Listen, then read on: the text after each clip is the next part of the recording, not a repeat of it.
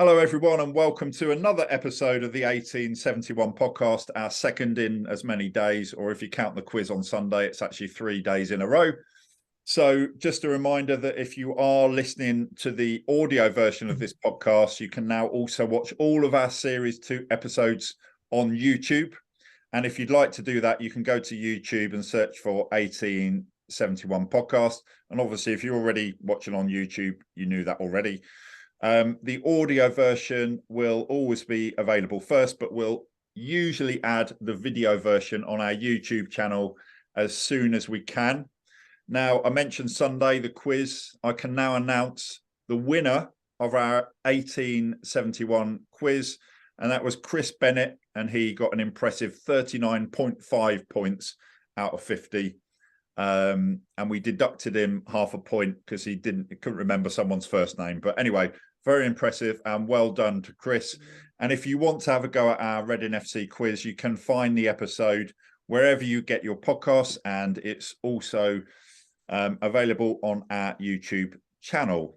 So before we speak to tonight's special guest, just to mention that on last night's episode with Tim Kilpatrick, you might have heard Dylan Kerr start randomly counting to 5 when Tim was answering a question. So Dylan, you had some issues with power, didn't you, on the previous episode? But we've got you back on this episode, and you've got your big game tonight, Marumo Gallants against Cape Town City. So how's the team shaping up for that? Yeah, we just had a team meeting just now, and we played a CAF Confederations Cup game, which is like the Europa League Cup, and we went through a bit of video analysis, and the stuff that the way we were playing, the one-touch, two-touch football, pass movement. When I showed them the video highlights, yeah, they were actually going, that's what we've got to do tomorrow, keep that momentum and keep playing. Yeah, all right. Well, Dylan, we're struggling a little bit with the connection, I think, with you, with what's happening with the power there. So we'll keep going and see what we can do. But yeah, wish you luck in your match tonight if we lose you again. So that's Marumo Gallants against Cape Town City in a league game in the South African Premier Division. And good luck to Dylan. So I'd like to introduce our special guest for tonight. Now, we've had many legends on the podcast in Series 1 and Series 2 on the 1871 podcast. Obviously, we've got Dylan Kerr, my lord, as a co-host, and Johnny Hunt, bit of a Reading legend as a fan as well. And I would actually class our guest tonight as a Reading legend. He was certainly at Reading at a time that was very successful for the club, with Sir John Medeski and the 106 season and all of that. So I'd like to introduce another Reading FC legend. It's the former physio, Jon Fearn. Jon Fearn, welcome to the 1871 podcast. How are you? I'm very well, thank you. And just thanks very much. Honoured, completely humbled by being called a legend. I think no one's ever called me that before, but no, it's a real pleasure to be here. So thank you for inviting me. Well, it's great to have you on, John, and we'll see how it goes with Dylan. Hopefully his connection will stay. It's to do with the power and how he connects over there and all that sort of stuff. So, great to have Dylan Kerr, the legend, with us. So let's see how that goes.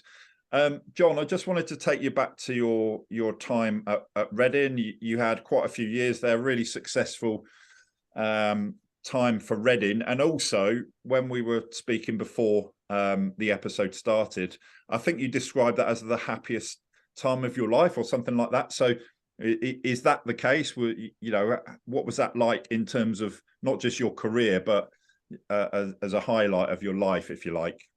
Yeah, I really do honestly look back so fondly in my time, my 9 years at Reading. Joining at a time when Reading was sort of in a subtle transition with Pards and Martin Allen as the management. And I was at West Ham at the time. Been at West Ham for about 4 years, and a mad dog turned up at a reserve game when I was over in Kingstonian doing a reserve game for West Ham, and I thought that bloke looks familiar because I was a West Ham fan as a kid, and he came over and in his nice gruff voice basically dragged me out for a pint, and it was sort of history from then on, really. And I just look at it as a really fun time. It was great seeing a club develop from, League One then, the first year I was there, and getting promoted at Brentford, which is ironic because I've spent the day at Brentford today, actually, which is looking at how that club's developed as well. And then going through such a wonderful period, really, with Pards and Steve as management, and Brendan a little bit, and then finishing with Brian. It was just such a magical period. And then I went on to spend 13 years at Chelsea, which was great for different reasons, really. But I say my heart really was, and always will be, at Reading, really, because it was such a wonderful time. I'm going to bring Jolly and Dylan in a second, but I just want to ask you, obviously, if you think about Reading legends, you think about Steve Coppell, you'd class Sir John Madejski in those terms as well, of course, and obviously the players, through that time. But you were the guy that was keeping everyone fit, so you contributed to that. Was it kind of as simple as that, in essence? Was your role to make sure that Reading had, players who were fit, avoided injury, all that sort of thing? And I think a lot of people will remember you from your time at Reading. How much did you feel a part of all of that success, John? Yeah, I think I did feel massively part of it. It was a club now that I look back at how we were structured in terms of the staffing, just as much as the facilities that we had. When I joined it, we were at Sonning Hockey and Cricket Club. I didn't even have a medical room. I had a bed in the changing room. And Martin used to sometimes do a gym session by closing all the windows and sticking the heating on, and everybody's sweating their whatsits off. We eventually got some funding for a little tiny porta cabin outside, and that was our medical room, and players used to come in there and use the heater to warm up before training. And it was so simple times. But going to David Lloyd, because we had no gym, we used to go to David Lloyd in Sonning to use the pool or the gym facility. And most of the players, like the Phil Whiteheads and the 85 Ashes, I'd get them to the gym and they'd want me to buy them a cake and a coffee to persuade them to do anything. So it was I look now and how things, even Reading, how it's moved on. It was simple times, but as I said before, it was great to be part of it. And I had direct communication with Nigel as chief exec, and I even look back at the staff. I had Jeff Williams, who was the part-time doc, popping in once or twice a week. My academy physio when I first went there was Glenn Driscoll, who's now sort of performance director at Leicester, who went to Chelsea and then followed Brendan in his travels of management. And it was simple. It was me and Glenn doing the medical from the academy in the first team. I had Ricky Lowe doing a bit of massage on the side, who was a character in himself. And and we just did our best. We did what we could to keep players on the field. And Steve was wonderful at helping us develop the team, as well as Nigel and the chairman, to develop what we could as terms of a department. But I think I look back on it fondly, because you really were a jack of all trades when it came to the type of care. Sometimes I was doing a bit of cropody. Sometimes I was a glorified GP. When I was driving up with sort of Blakey, Glenn Little, all the way to Leicester to see a consultant. And sometimes I wonder how I did it, because you were over the place. But I just look back on it in a wonderful way. It was a really, really great time. Yeah.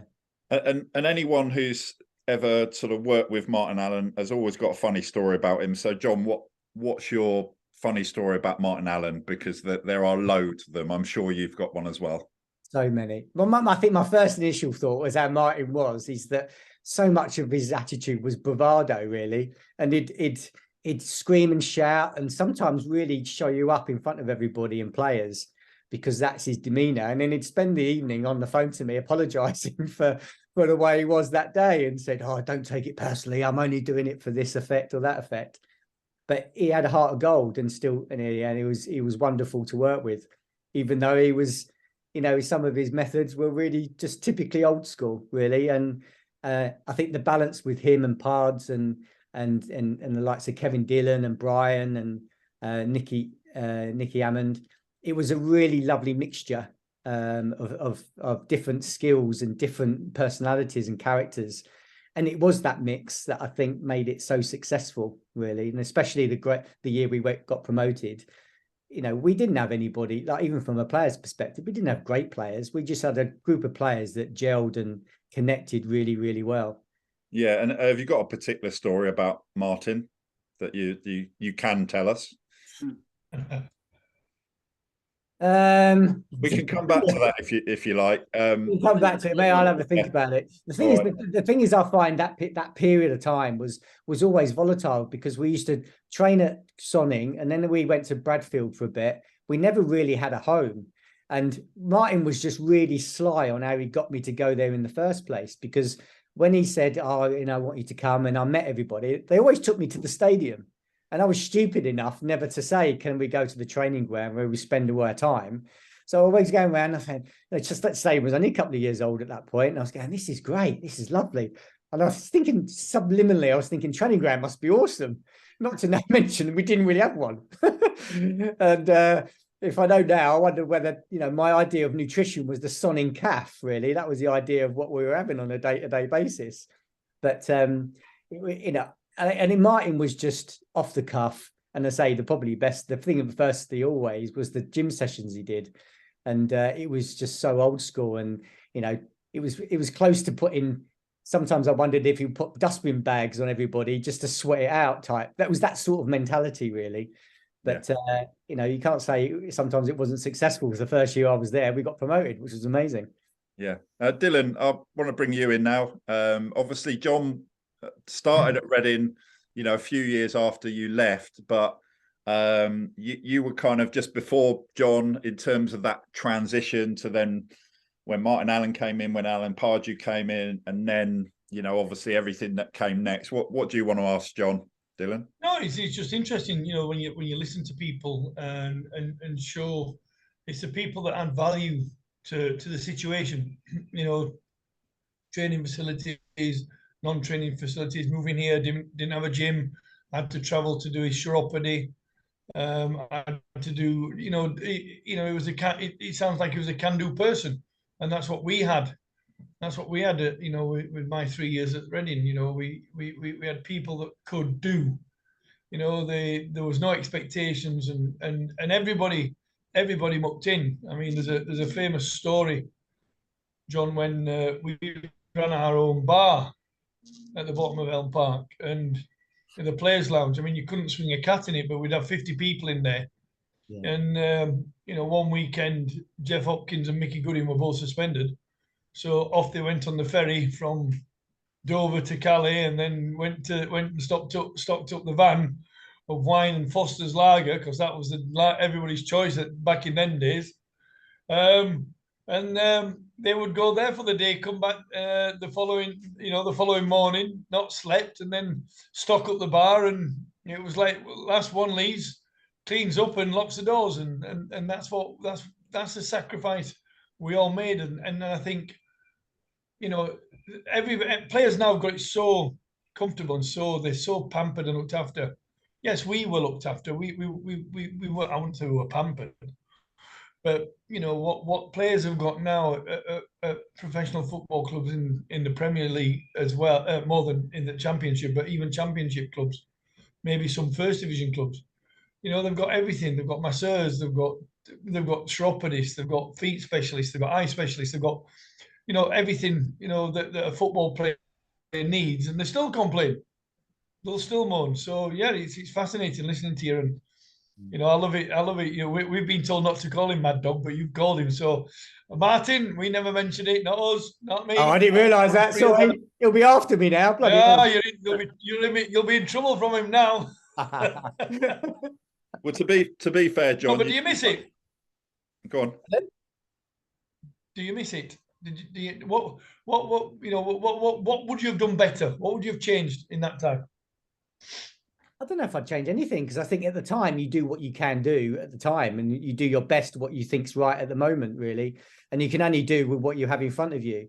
I think what would be more frustrating is going back to it now after I've my experience at a club like Chelsea for 13 years, and then going back to it. But then again, there's part of me thinks it would be nice to go back to basics. It would be nice to go back to it in a way. But I think I just missed partly when, especially when the bigger clubs and that connection, having the connection with. I went to the game, the Watford game, and it was the first time in all the time I still live in the area, and first time I've been in the directors' lounge, and it was the first time I've been in the directors' lounge since I've been in football, and talking to the chairman, and Nigel was still there, and even there was a Carlo Cuccini, who I know from Chelsea, was there, and it was just that connection with those people. At Chelsea, you wouldn't even dream of talking closely, really, to the upstairs and the powers that be. There was a real disconnect. I met the Abramovich when he was owner a couple of times, but it was really just like a shaking your hand and you walk through. It wasn't the connection that you had with Jon Fearn or with Nigel, and it's that connection of people and that connection which was so really precious that you only really appreciate, and you don't always realize at the time. You only really appreciate it later on. But it doesn't seem to be that there at the moment. I mean, you're reading the tweets and all the Instagrams and Facebook, all social media. The finger's always pointed at the director and the chairman and the owner and the agent. But it doesn't seem that there's that togetherness, there's that closeness, there's that, that what you're describing, that everybody's, mucking in and doing the best for that football club, and that's only what I'm reading, on my Twitter account. Was, there's some Royal fans there who are very, very vicious. There's some Royal fans there who sit on the fence, but it seems that they're football fans. They're the livelihood of the football club, and they've got a right to complain and they've got a right to moan. But I don't think they understand the dynamics in the club. That's what's happening, and that's why this platform is very, very good for that, because we're talking new, past, former, present. We've got all that mixture of people like yourself come onto the show and tell it as it is, as it was. Yeah, absolutely. Yeah, and I think that is that real disconnect. You look at now where you've got, rather than my role being sort of, whatever, physio, head of medical service, whatever you want to call it, and then I direct link with my line manager was the chief executive. These days, you've got maybe a technical director, then you've got a director of performance, then you might have a head of medical, and then you might have the head physio. So you've got sort of 3 or 4 people before you have that connection to board level. And so it's so much more complicated now. And someone's agenda and someone's ego gets in the way. And I'm not having him talking to somebody because I should be doing this. And that's not his role. And it becomes so convoluted and so complicated. And especially with, I'm not involved with the intricacies of what Reading's going through. But when they've got a relatively distant owner who's not always as present as, say, compared to the Jon Fearns of the world, that creates a different sort of environment amongst everybody in terms of communication and who's doing what. And it's very difficult, really difficult for people to know what their identity in a club and what their roles are and that communication. Johnny, I'll bring you in now. Go on. Yeah, it's 2 things, John. I was going to say, first of all, like, you worked under 4 very different managers, but very successful in their own way at Reading. Obviously, Brendan, when he left Reading, what did they expect from you? Were there very different kind of things from each manager, from Brian to Steve, or was it pretty a similar role because you were there for such, things move on in 10 years? And also, secondly, when you dealt with a lot of players that are injured, how were you there for their mental health as well when they're struggling? How big a role do you play to keep them going if they're out of the game for a year or? Yeah. I think, just on that one, I think your role as a physio, especially with you're probably the only member of staff or the unique member of staff that spends the most time with a player. So you spend more time with the coach than the coaches do. You spend more time in terms of one-to-one when they're injured than probably some of their colleagues were in terms of the field.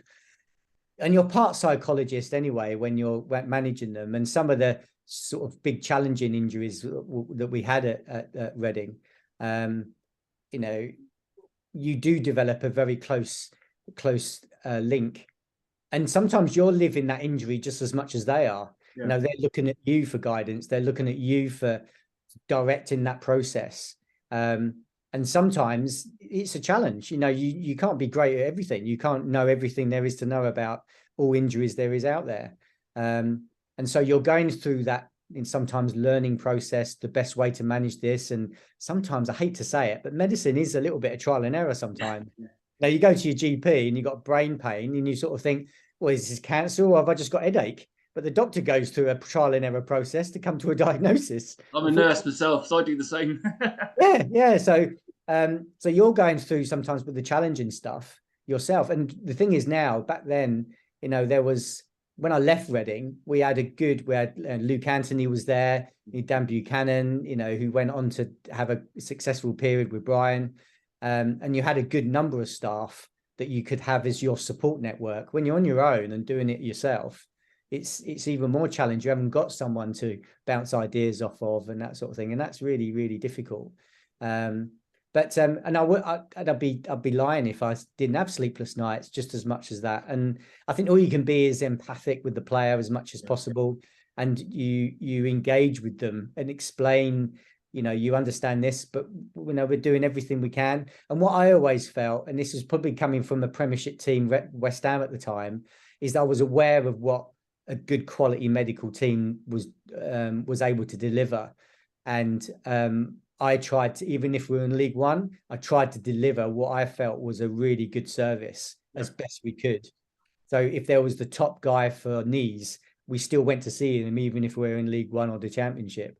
So it's still giving them the opportunity, whether you're Man U, Man City, or whether you're at Reading, to give them that opportunity to get the best care they possibly could. And Jon, you mentioned you had some challenges that were bigger than others. So talk about some of the specific players, because obviously, going back to that 106 season and then doing so well in the first season in the Premier League, it is about prevention and then getting those players back as quickly as possible as well. So can you pick out a couple of examples of the players that were really important to Reading, the key players that you worked with and how you helped them?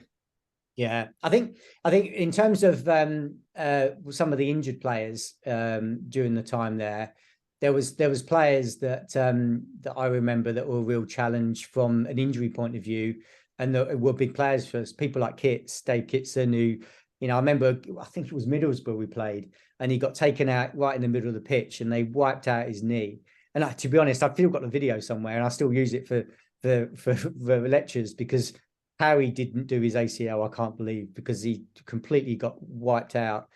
And his injury was quite challenging, that we had to look at some innovative ways to sort of manage that, and because it didn't heal as well as we expected to do.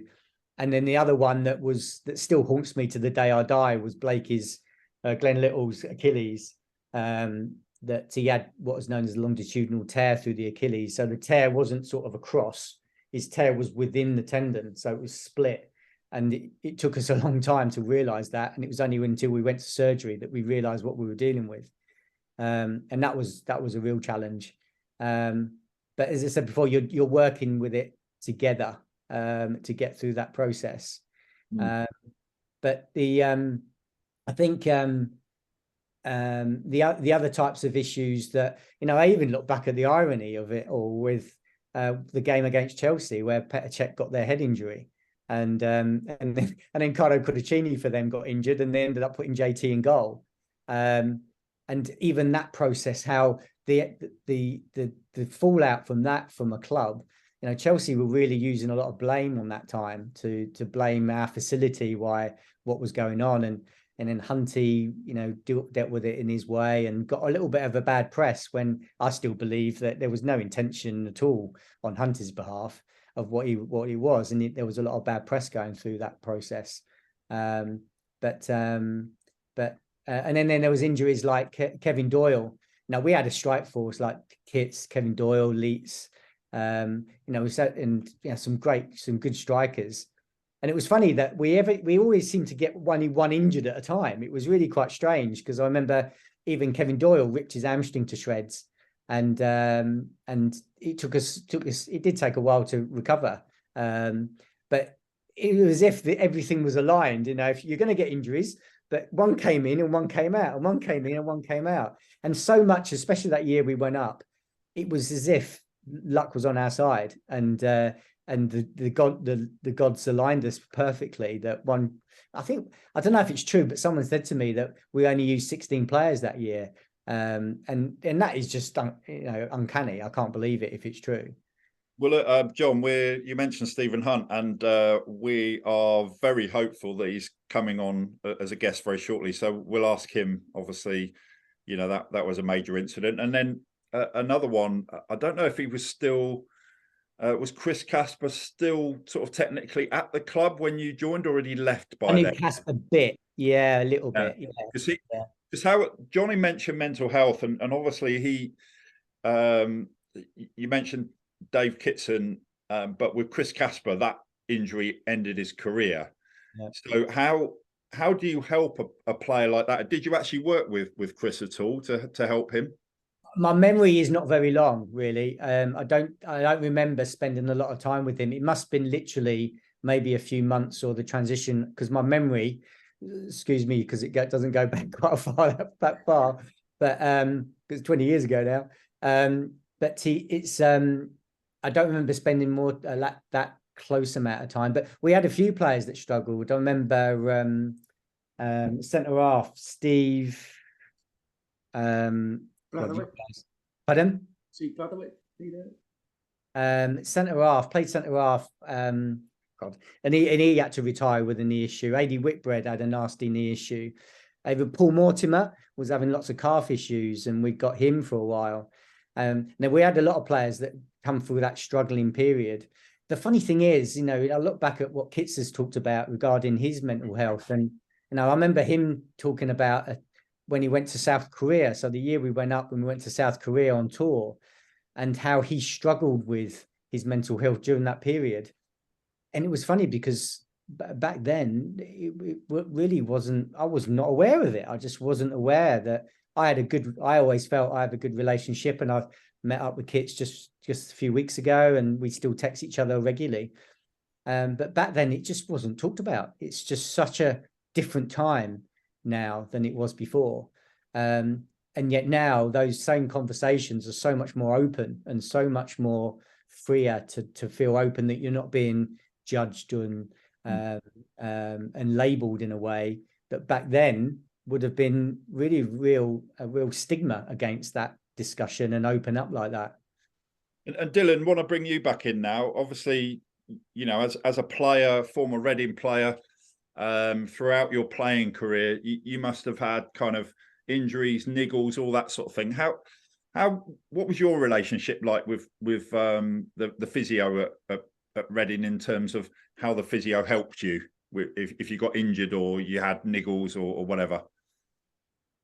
Well, it's tough. I mean, because my career after I did my hamstring at Reading, I've had 5 I've had 5 hernia operations. I've had 3 groin releases. I've had a ruptured hamstring and a cleaned Achilles. So, and when I ruptured my hamstring, I think it was the first complete rupture that a footballer had in English football. And Graham Holloway was a surgeon in Swindon, and thank God, he literally saved my leg. The doctor at the time, I can't remember his name, he said, "Oh, it's just a tear. It's just bleeding of the muscle." The next day, I was rushed down to Swindon to see Graham Holloway, and he booked me into Princess Grace Hospital that day. He said, "Have you eaten?" I said, "No." He said, "Well, don't eat. We have to have surgery." So he reattached. He'd never done a complete rupture before, but luckily he'd read an article on some American football player that had ruptured his hamstring, and he copied that procedure, and touch wood, 18 months later, people had told me, it was very unlikely, John, that I'd return to football, but through a lot of hard work and sacrifice, not to give up, I ended up getting back to football, and quite famously on TV, on Sky and on BBC Scotland, told Mickey Goodin and Jimmy Quinn exactly what I felt about them for releasing it live on TV. you know. So you know, emotions and that. But then obviously, you know, I had one hernia at Reading, I had two at Leeds, and I had two at Kilmarnock. So, you know, I had lots of hernia operations, and which culminated in me my groins, you know, being, you know, kind of separated 3 times, twice on the left, and but my physios are, and I think you've got to have that relationship. Paul Turner was a good physio for me, although he did set me back about 4 weeks because he told me to do these jumps after about a month of rehab, and my knee totally buckled. But the worst thing was that when I was at Kilmarnock, and Alistair McPhee was a physio, a normal physio, and I'd just come out of hospital and I had this niggly injury with my groin, and I just couldn't get the pain. You know, it was like somebody was sticking a red hot needle right in my groin all the time. Couldn't walk. Basically, I was in agony. And he told me to go on the bench, and he was going to test my muscle strength. So I had my feet together, my legs apart, and I thought he was just going to put his fingers on my knees, and I had to close my knees. He put all his body weight. Now he's about 20 stone. He put all his body weight on me, and my both groins snapped. I actually heard the snap, and he fucking started laughing. Sorry, I'm getting angry now. He actually started laughing. I'm on the floor in tears, and I was rushed to hospital, and I had to have him reattached, and that was my professional career over at 31. So I think, Mark, what you know, from a relationship, you've got to have a special bond with that person that you can trust, that you can listen to, and say, listen, this is where I am. And what I didn't like about Alistair was, just go to the gym, you know, just go through the pain, you know. And I used to go to the gym, lie on the sunbed for an hour because I couldn't train. I was in absolute agony. And I think that's a relationship that makes you stronger, gets you healthier quicker, gets you fitter quicker, and that you can trust him when you go and ask him a question, or when he asks you a question and you say, look, I'm not ready, I'm struggling to do A, B, C, then he takes that on board. And that's the biggest thing for physio to have for a player, is to have the physio's trust. And well, we're losing you now a bit, Dylan. But John, coming back to you now. Talk to us about the 106 season. Obviously, first game memorably that season was a defeat. What was the sense, you being part of the club and working with the players in pre-season? What was the sense of what might be about to come? Obviously, everyone hopeful that, you know, you can have a promotion push, but nobody would have expected that sort of thing to happen. But what was the mood like in pre-season, and what was that like to be part of? Yeah, I think you mean in pre-season, the actual year we went up? Well, the pre-season was just like any other pre-season, really. I'm trying to remember back. I think we went to Borlänge like we always did with Steve. You know, we were getting, you know, it's quite a regular thing, really. Even the nightclub owners knew who we were. But Steve liked his routines. He liked his pre-seasons, the way it worked. And I think the funny thing is that it was just for us, it started just like any other season. You know, it was just doing the things that we believed in, and doing the same processes, the best practice that we always felt was the right thing to do. And it was literally everything just seemed to align up. And I don't think it really occurred to us until probably Christmas time what potentially was happening. And I remember talking to a few players and how every game it became just a feeling that every game you were going to thinking, yeah, we're going to win today. Yeah, we're going to win today. Yeah, we're going to get a result today. We're going to get points out of this. It was just that feeling of euphoria. And it was funny because you got the same sense of the you know, the taste in the changing room and the feeling around the squad that I did when I was at Chelsea, where sometimes you just went to games, you're thinking, you're getting on the bus, you're on the way to the game thinking, Yeah, the buzz is great. You know, you're going to win. You know, and it's just something in it. And I'm a strong believer of gut feeling, and how your brain takes information from so many different places. You know, we're all into data and computers and everything else, but some things you just can't measure. Some things your brain is the best computer you've got, and you just taste the information that it's delivering you all over the day and the week and the month or whatever. And there was just a flavor that something special was happening, and for us to get promoted so quickly, and then and then having a couple of trips which were fantastic, and then even coming back from those trips and us still thrashing the pants off teams. It was just a ride in a real wave. It was just like getting on a surfboard and you were riding the wave, and it just wasn't ending. It was brilliant. And then you took that on to the first season in the Premier League, which I think, you know, everyone talks about, you know, winning the title, the 106 season, but then the following season, finishing 8th in the Premier League, and, you know, some really famous wins in that season as well, was amazing. In some respects, for different reasons, was better than the previous season, and that's a lot to do with momentum. And was that the sense in that summer before, you know, when obviously that euphoria of going up, getting the 106 points, breaking the record, Graham Murty scoring that goal, that just continued the same going back to the 90s when Dylan was there, and Reading almost went from what's now League One all the way straight to the Premier League. Was that what you're talking about? That just sort of carried on into that first season in the Premier League? Absolutely. Yeah. You know, we had it really, we didn't change the squad much. You know, we added a few, but the squad was pretty consistent. And I really believe it's the winning mentality. And it's funny, as I say, I was having that same conversation with Brentford today, and they've done a similar thing. You know, it's really not too dissimilar. They're riding the crest of the wave and doing fantastically well. And I think we missed Europe by a point or something, didn't we? Or something ridiculous. Right, yeah. And you know, we can look back at that year after, and whether that's when you really needed to make the change. That's when we really should have seen what was potentially coming next.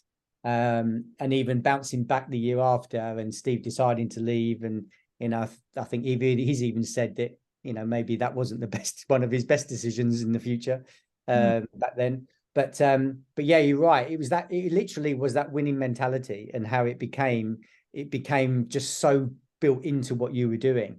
Yeah, I've got to throw it back to Johnny and Dylan in a second, but you mentioned that, so that's kind of feels relevant to what's happening now. Do you think it's the same now, but the other way around? Like we've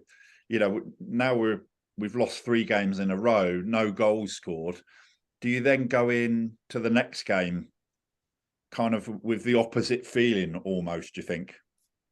Yeah, I think you do. I think you do. It's always there, because you're putting yourself under more pressure to win the next one and the next one. And especially when you look at the Championship now, where you think, you know, 6 points away from a dogfight, really.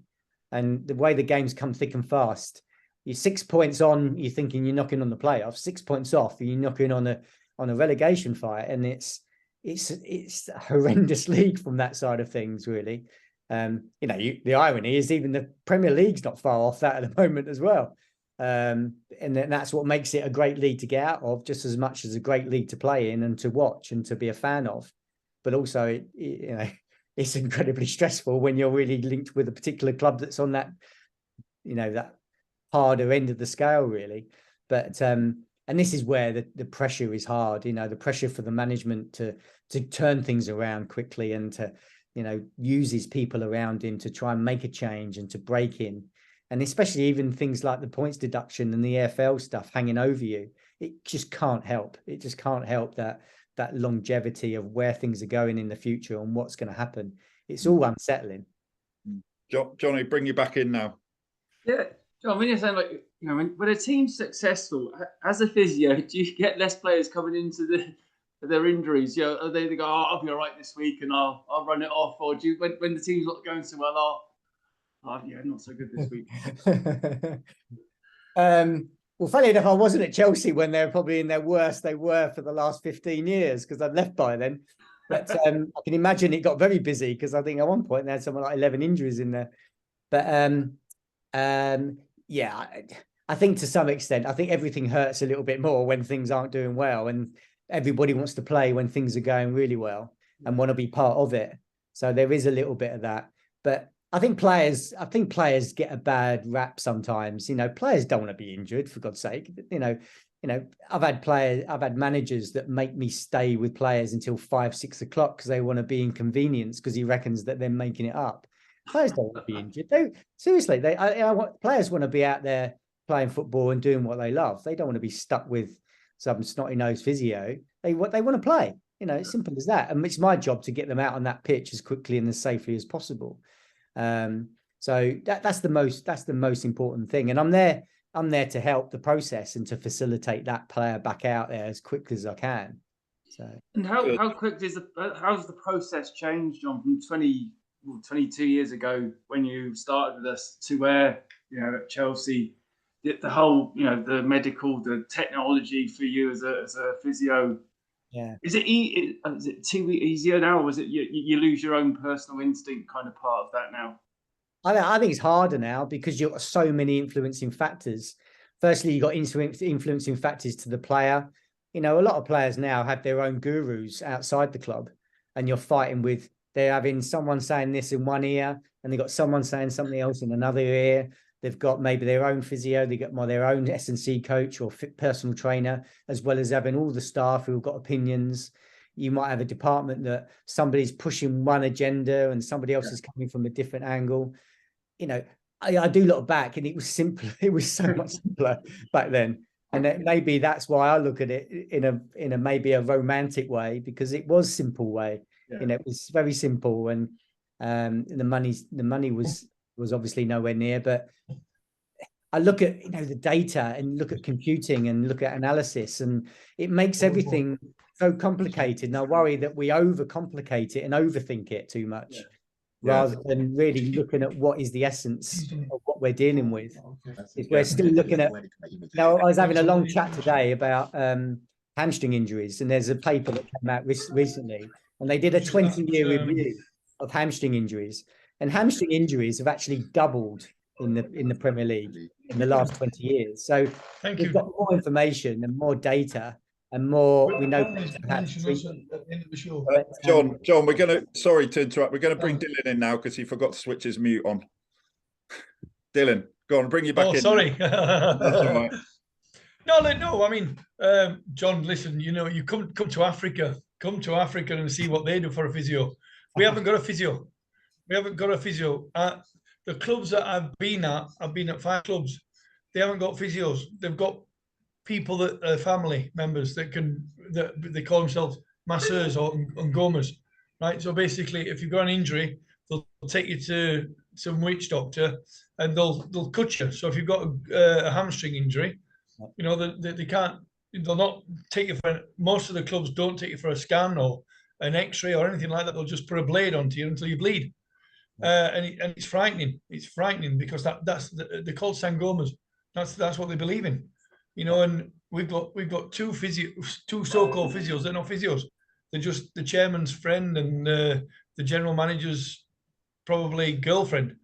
You know, it's really, really weird because, you know, we've got a player that got a groin strain on Saturday, and he's had to pay his own money to go to a club doctor that I know. There's an Afrikaans guy who's very, very good, and he's done an ultrasound scan on him, and said he's got a strain, you know, and it's told him what to do. If we didn't do that, you know, then he'd just be, you know, just let's take him into the hills and let's get him cut open. That's what they believe in. It's really, really weird. But you mentioned that belief, and I do really, and because I don't think sometimes that hasn't changed. You know, I've got players that might disappear, and they go off and see somebody that they believe in. You know, you probably heard of the Wolfarts, the German doctor who's injecting things like calf's blood and stuff like that. Yeah.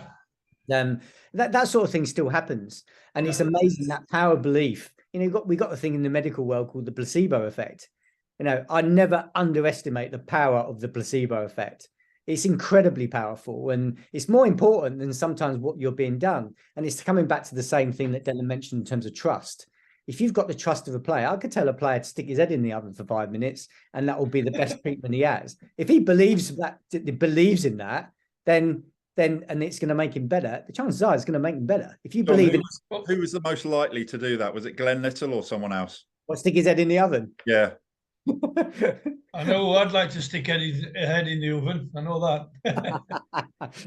Well, remember back in the day when you had a groin strain, they found you straight off to Gilmore down in London, in Harley Street, and he'd shove his 2 fingers, which is the most painful experience I've ever had. I didn't do it once; I did it twice. You went down there because all of a sudden your groin strain would be cured within 6 weeks. Exactly. Right. It was weird. Yeah, that's right. That's right. And he had a conveyor belt of footballers. I mean, there were myself and Vinnie Jones one day when Gaza did his knee in. So we could barely walk after coming out of surgery. Next thing, Gaza's getting pulled in tears, and me and Vinnie are in tears with laughter, trying to cheer him up. We just had a double hernia each. It was unbelievable. It's fads. There's so many fads like that. There's so many fads. I remember going there, but honestly, now I'm struggling to remember the last time someone had we had probably one young player at Chelsea in the last 5 years that had a hernia repair. But obviously back then it was really, really popular. And so, sometimes if all you've got is a hammer, everything's a nail. If you go and, your hamstring injury, having surgery, it's much more commonplace now to have these injuries because of the games being faster. The demand is much more stressful on the hamstrings. That's why the injury rate's going up. But we may not be any better at managing, but so many more having surgery than they've ever had before because the stress on that tissue is so much higher because of what they're expected to do.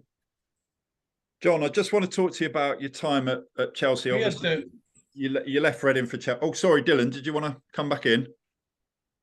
No, I mean, I'm going to ask you a question now. Obviously, it was in our era where you were a physio and I was a player. I had 2 Gilmore groin operations where he stitched them, and then I had 3 mesh injuries. And remember earlier I said to you I couldn't walk, I couldn't eat. For a year. I didn't play football for a year. I was in that much pain. And then somebody sent me to Batley, to a doctor called Dr. Gilders. No, Dr. Shilders. Ernest Shilders. And he injected me. Right down my pubic bone. Cured. Yeah. Touch wood. I had one groin, and that's 2002. And I've never had a problem with my groin. And he injected some stuff into my pubic bone. I was cured. I was cured. Yeah. It was unbelievable. Hopefully what they're doing now is we're better at coming to a diagnosis of what the problem was. Your pain was coming from where the 2 bones join, the pubic symphysis between the 2. Yeah. You dropped a needle in there. And that is sometimes dropping a bit of steroid with a bit of painkiller is a good diagnostic procedure sometimes. Some doctors do that. From what you said earlier is that thing where you were pushing your adductors and he pushed it and then both snapped. This was I think after you had both your groins repaired. Yeah. So if anything, he's tightened up. It was unbelievable. So he's tightened everything in your abdomen by tightening the abdominals, and the poor adductors are clinging on for dear life. And what Ernest Shilders, one of Ernest Shilders' techniques now is when he does a repair, sometimes he cuts the adductor to release it so that you've got freedom in. That's what they did. 2 of them. That's what they did. That's what the guy, Dr. Graham Holloway did. He did twice. Right. He spliced it in 2, so he made it like a V shape.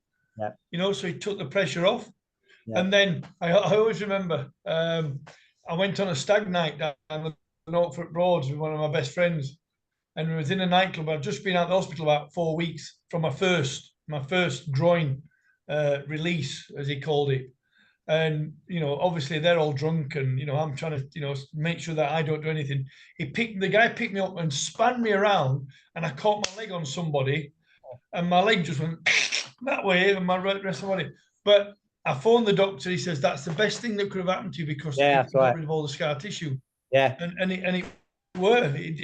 At the time, I thought, no, this is the worst thing could have happened to me. yeah, But like I say, it goes to that trust with the person that you trust with your physio. You trust your physio. I trust Graham Holloway like nobody's business because he saved my career. Yeah. Not once, not twice, 3 times. yeah. You know, Dr. Baxter here. I can phone Dr. Baxter and I've got a mild groin strain or a hamstring.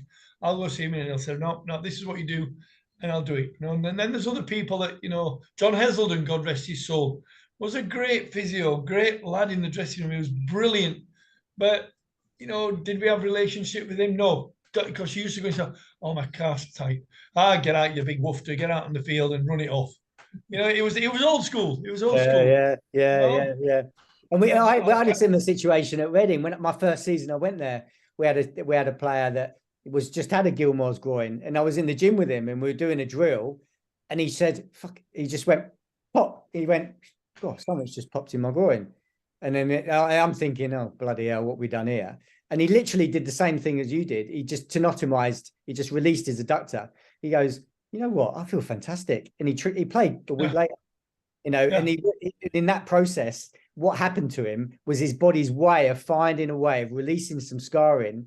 So, it was like, his body was finding its own way to get fit, and it worked. It was amazing. So Jon, it's a situation. Jon, I'm going to bring Johnny back in a sec, but I just wanted to ask you about your time at Chelsea. Obviously, you left Reading for Chelsea.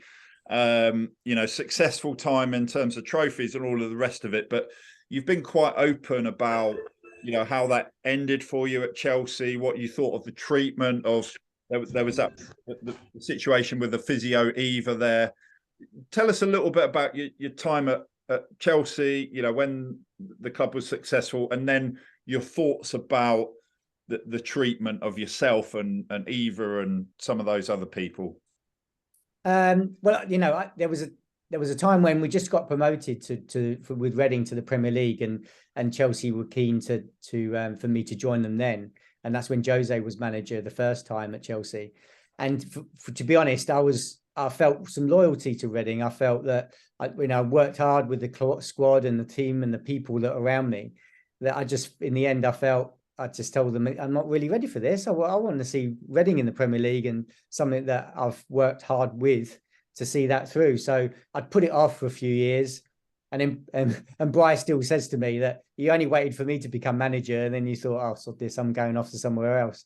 And so the opportunity came along a few years later, and I thought it was probably an opportunity that was too good to turn down. So the club was in a much better place. It was in a much better, stronger position from the department point of view, and it was ready for me to move on to something different. And to say, I had a fantastic time.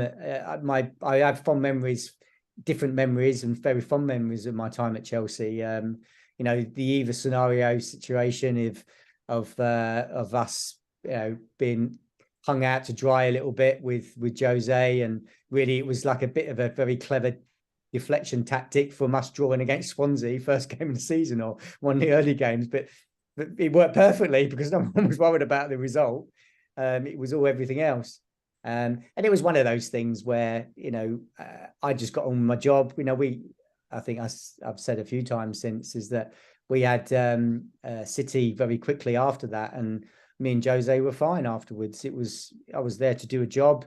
Yeah, it was a difficult situation, but the referee's calling us on 3 or 4 times, and there comes a point where I'm thinking, we can't just sit it. We've got to go. The referee's calling us, and even though we're not stupid and not realise the situation that they've got 10 men, and if he comes off, it's going to be down to 9. But made that clear to Jose the following day. Eva, her situation went in a different tangent, really, and then she ended up subsequently leaving the club, and it was all taken to the courts and settled outside.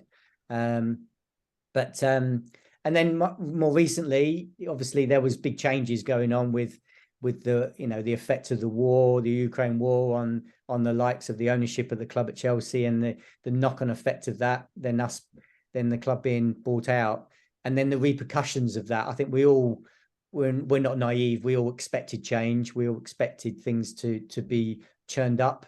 I think we just, maybe some of us were surprised how much it affected us personally, and they changed a lot, some of the hierarchy in the medical team early on into the season once Thomas had left. And you know, I agree, it was a surprise to me, because I thought I still had something to offer and something to help the process of change, but the club obviously didn't feel that was what was required from me. So as someone said to me, you know, no job lasts forever. So, you know, I was there 13 years, which must admit, I was surprised I lasted that long if I look at my first day at the role. Yeah, Johnny, I'll bring you back in now. We've got time for one or two more questions, so go on. Yeah, John, I'd say, like, you know, players feel the pressure from moving to a club, to a bigger club. What was that like for you as a physio? Do you feel that pressure, that the expectation of, you know, demands and the bigger name players, the spotlight? I think going to a club like Chelsea, to be honest, I felt a lot less pressure than I did because the buck didn't really sit with me so much. Yes, I was part of a much bigger team. Instead of being sort of the lead clinician at Reading, I had a medical director above me, and I was part of also some colleagues within that team that were my peers and colleagues. So the responsibility was spread, and it wasn't so much my responsibility. When I first went to Chelsea, my role was really very much performance based. I was traveling with the squad. I was managing the day-to-day sort of fit players.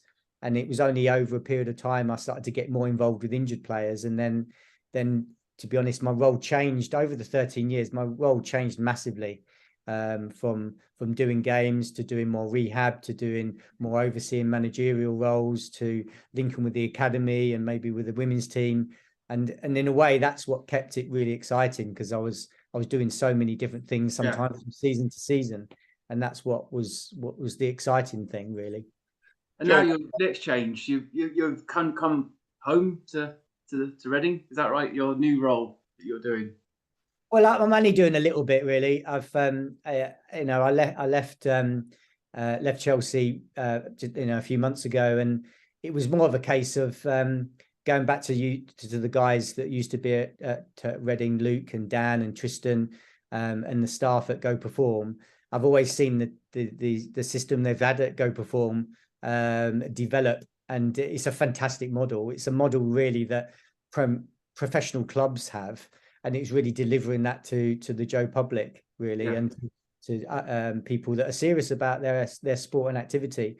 And so it was really, they've been great for my mental health and physical professional health, in terms of allowing me to keep my skills stimulated. And it's been a challenge, you know, when you've been used to having a player for 5-6 hours a day, or 3 or 4 players, to someone comes in, you know, tomorrow I think I've got 4 or 5 new patients, and I've only got an hour to get a conversation, find a diagnosis, and then giving them some advice on how to manage that process is a massive different out of my comfort zone process. And it's been really challenging, but a really good challenge and a really exciting one.